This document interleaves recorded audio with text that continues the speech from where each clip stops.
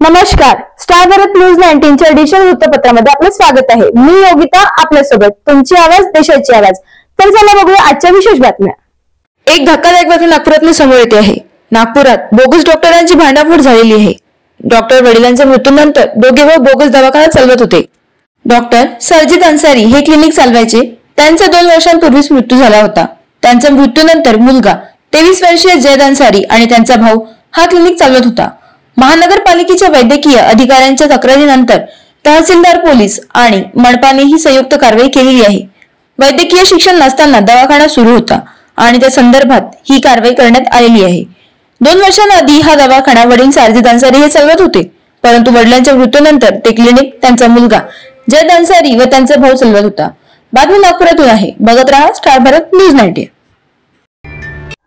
अशा आणखी नवीन सनसनी बातम्यांकरता आमच्या चॅनलला जास्तीत जास्त लाईक, शेअर, कमेंट करा व सबस्क्राईब करायला विसरू नका। धन्यवाद।